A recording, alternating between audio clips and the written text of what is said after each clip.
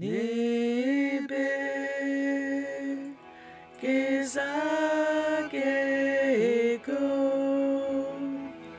Kimi Kwechawe Nimiku Kijawe Nimiku. The first day of ricing, when everybody's out there, it's really undescribable. But it's a spiritual connection. It's almost you can feel your ancestors all around you.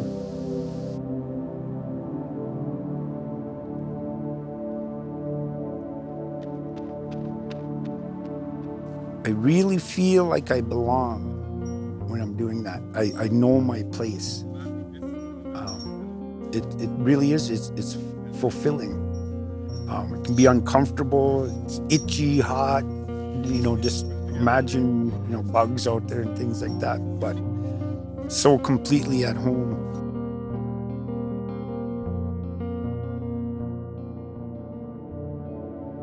Manoomin is important to me because that is the plant that brought us here. That's the reason why we're here. Because we could survive off of it.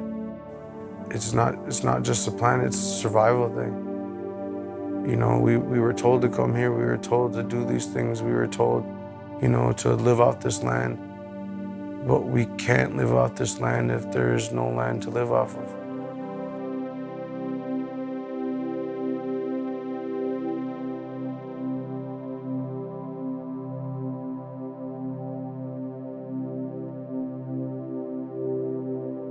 So it's the whole United States that's gonna feel this. In California is already feeling it. They're already going through it. They've been going through it. You know what I'm saying? And then that's only the beginning, and it's gonna get worse and worse and worse. The more you dig in the ground, and the more you keep sucking that water out and taking that out, and you're digging in and you're messing it all up. Pointless, it's greed, it's gulkush is the word that we call it, it's piggish. You know what I'm saying? Never satisfied. For me, these years of pushing back on the tar sands expansion is just a small portion of what the big picture. As I say, it's more than a pipeline. It's more than that. And the fact that it's hard to clean up and it sinks in water, and then the longer that it's exposed to sunlight, the more toxic it becomes. So that's concerning. That's not a risk that I'm willing to take for a foreign corporation. Looking at the rice beds the other day, they're hard to get onto now because of low water levels. And it was really hitting me, what would happen if something happened to all that food out there? I mean, the animals depend on it, we do. And it was scary thinking, if that gets contaminated and it ceases to grow, it's really going to be tough. Stop like me! Stop like me! Stop like me! Stop like me! Stop like me! Stop like me!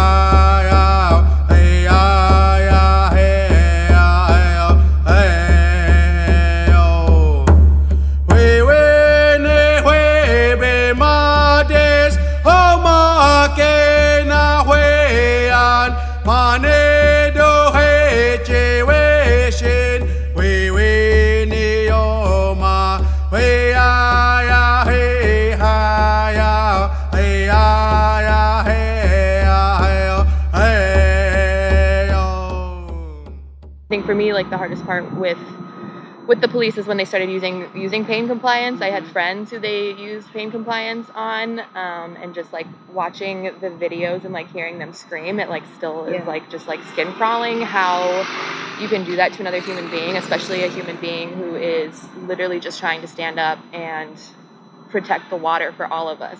Yesterday, actually, I was tased and pushed through by some of the DC police. I'm not sure which branch or who they were exactly, but we were trying to support, again, Indigenous people who were locked down in the Department of the Interior. And police brought out a taser against peaceful protesters, which should be unacceptable.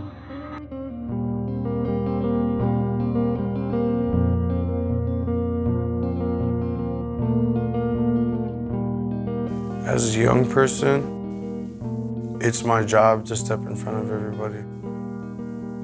As a Anishinaabe man, it is my duty to be there to protect everybody and do what I can to help as many people as I can.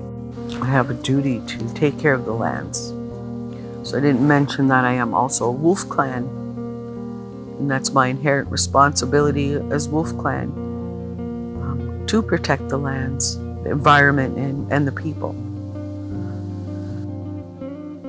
So it encompasses everything who I am and what I do and how I live life.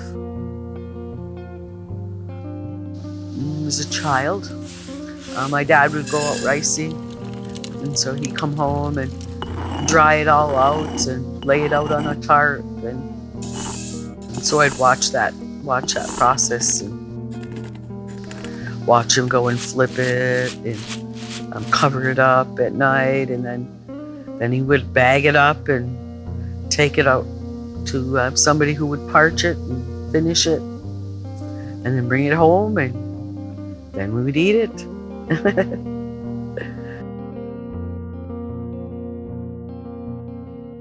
I hear the advertising, it's safe, the safest. No oil line through there is safe. We know it's going to spill. When and where is the only question. And it could wipe out the rice crops there. And particularly for White Earth Reservation, that area, there's so many rice beds there. It's the only place in the world that this grows. The only place in the world that it grows. The world. I mean, they try to do it on the paddies, but I mean, it's not the same. It's totally different rice. It's the only place in the world that this ever grows. And why would you want to take that? Why would you want to take the only thing in the world? I mean, I thought animals go on an endangered species list. Why don't plants? Plants that take care of us, plants that help us, plants that provide for us. That transaction of energy. We put the energy out and get it, and it takes care of us. So now, for me, Manoomin is just, it's mental health. It's a spiritual connection, that spiritual health. One thing I've noticed over the years is when people are grieving, when you're have been sick or whatever, the only thing that sounds good to eat is just plain wild rice. And I've experienced that myself. Yeah. And so there's something to be said for that. So the first 2 times I arrested, I didn't have a traumatic experience. This one, I got to tell you, this was absolutely brutal. They used 5 pain compliance on here. He first took his thumb and dug it so deep into my neck that it choked off my esophagus, and I thought I was going to die right there. Well, he's going to kill me right here, right now. I couldn't talk. I couldn't catch a breath, nothing. Thanks to Nancy, who pulled him off of me and said, hey, don't do that to her. And then from there, when he had my head here, it doesn't look like it was such a big deal, because it was only a few inches from the pole. And this is the cage for the water pump. And they were pumping out 5 billion gallons of water from these waterways in a drought. And so on this particular day, Enbridge was coming up for the first time to unlock this gate, and for the first time to draw water out of the Mississippi, which was already so low it was ridiculous. And so then he took my head and he pushed it into this pole. But his pound per square inch, because when I was looking at him, like, why do you have a concussion from that? And then I remember the pressure on his hand. He just pushed it into that pole as hard as he could. Then he took my fingers and bent them back to the point that they were going to break. And then he did the same thing to my wrist. And then he whipped my arm around to try and handcuff me. And Yeah, so I've got a concussion, and still I've had headaches every day since July 29th, since it happened. I'm on 2 medications for the concussion. I'm on post-traumatic stress medication. And then they also, I tried to tell them while they were doing this, I said, you can't do this. I have a metal neck. I have 3 fused discs already. There's no need to brutalize anyone. But old people, we break real easy. And I kept saying that, you can break me real easy. Well, he did. I now, they did an MRI, and they say I need to have now my neck fused to my spine, as if I'll never be able to turn my head like this or like this again. I'll be like a statue. If I was a Native American grandma, if I was a Black grandma, if I was a Latino grandma, there wouldn't have been 2 million views of it, and that's sickening. That's sickening. But because it was a white elder, now everybody's all aware of what's going on. So that's why I'm so proud of taking that stand. So you really need to support everybody. You need to get this message out. Everybody that's watching this, get the message out, because we need you as much as we need frontliners. What inspired me was watching them women. Watching them women fight so hard to do it. Watching all the people that come out and do it. And just loving the land and loving the people on the land.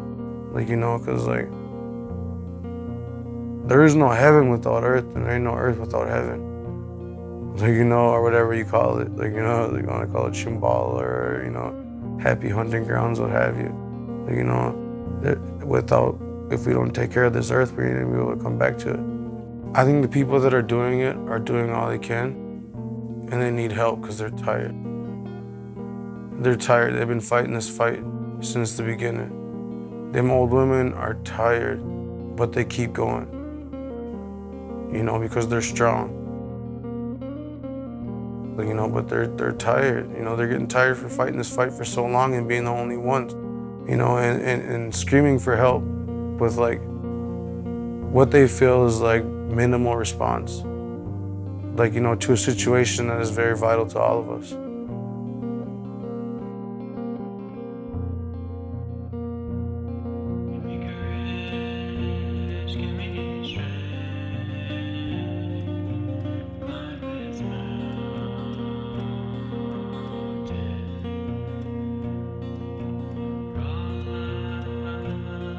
Day by day, trying to raise that awareness, and we'll just continue forward, because we can't let it happen. We can't allow tar sands, oil to be flowing through these lands with that water, and our water table so close to the surface, and all the streams underground and springs underground. And I've seen a lot of younger people from across the country up in here fighting water protectors. That just makes my heart glad to know somebody realizes the error of our ways. And now I'm proud of you guys fighting them. Certain things that we've carried with us, and things that have gotten through these hard times of adaptation, is humor. That's a big part. We are still here. We've been here since the beginning of time. We've survived this whole time. Through our traditions, through our cultures, through our teachings. We are still here, no matter what they throw at us. We just want our Manoomin. So pretty much the pipeline is pretty much borderline genocidal technique. And even though I'm getting riled up talking about it, I still have some forgiveness for them in power. They're humans, and humans make mistakes. I can't wait for that day to be out there again with all my community and laughing and being out on that water and ricing.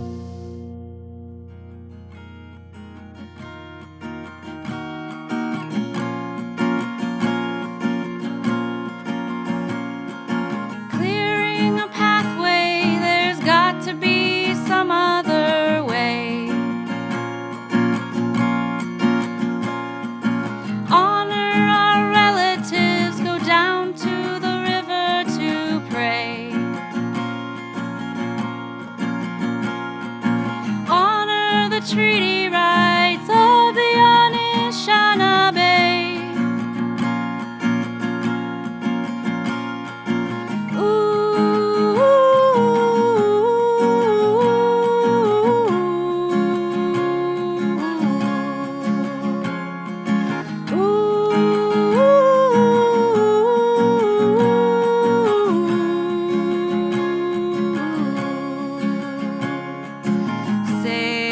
Sacred river,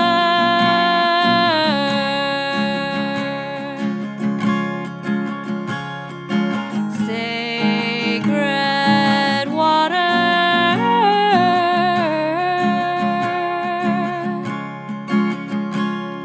protectors of water. And that is what Manoomin is. It's the food that grows out of the water.